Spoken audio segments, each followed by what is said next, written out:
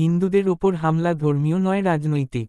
প্রধান উপদেষ্টা মুহাম্মদ ইউনূস বলেছেন, দেশের প্রতিটি নাগরিকের বর্ণ, ধর্ম, জাতি এবং লিঙ্গ নির্বিশেষে মানবাধিকার রক্ষায় তার সরকার প্রতিশ্রুতিবদ্ধ। গত বছরের আগস্টে ক্ষমতার পট পরিবর্তনের পর সংখ্যালঘুদের বিশেষ করে হিন্দুদের ওপর যে আক্রমণ হয়েছে তা ধর্মীয়ভাবে নয়, রাজনৈতিকভাবে উদ্দেশ্যপ্রণোদিত ছিল।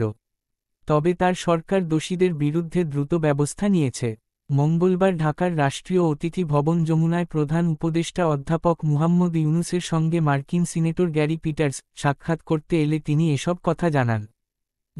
ইউনূস মার্কিন সিনেটরকে বাংলাদেশের বিভিন্ন শহর পরিদর্শন করার আহ্বান জানিয়ে বলেন, ধর্মীয় সম্প্রীতির প্রকৃত তথ্য জানতে দেশটি সফর করার জন্য অন্যান্য মার্কিন রাজনৈতিক নেতা, সাংবাদিক এবং কর্মীদের আমন্ত্রণ জানিয়েছেন। ঘণ্টাব্যাপী এই সাক্ষাৎকালে দুই নেতা পারস্পরিক স্বার্থ সংশ্লিষ্ট বিষয় এবং দুই বন্ধুত্বপূর্ণ দেশের মধ্যে সম্পর্ক আরও গভীর করার উপায় নিয়ে আলোচনা করেছেন। সিনেটর পিটার্স অন্তর্বর্তীকালীন সরকারের সংস্কার উদ্যোগ, গুরুত্বপূর্ণ কমিশনের প্রতিবেদন এবং অবাধ ও সুষ্ঠু নির্বাচন অনুষ্ঠানের জন্য পরিকল্পনা সম্পর্কে জিজ্ঞাসাবাদ করেছেন। প্রধান উপদেষ্টা বলেন, রাজনৈতিক দলগুলো কম সংস্কারে সম্মত হলে সরকার ডিসেম্বরে নির্বাচন অনুষ্ঠান করবে। প্রধান উপদেষ্টা আরও বলেন, নির্বাচন অবাধ ও সুষ্ঠু হবে। এটি উৎসবমুখর পরিবেশে অনুষ্ঠিত হবে। নির্বাচনের দিন বড় বড় উদযাপন হবে, যেমনটি আমরা অতীতে দেখেছি। আর প্রধান কমিশনগুলো প্রস্তাবিত সংস্কারগুলোতে সম্মত হওয়ার পর রাজনৈতিক দলগুলো জুলাই সনদে স্বাক্ষর করবে।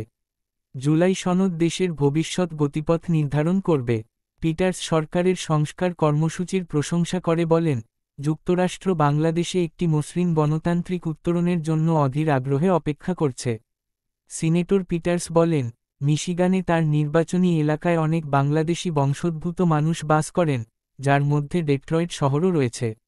তাদের মধ্যে কেউ কেউ সাম্প্রতিক মাসগুলোতে সংখ্যালঘুদের ওপর হামলার বিষয়ে উদ্বেগ প্রকাশ করেছেন।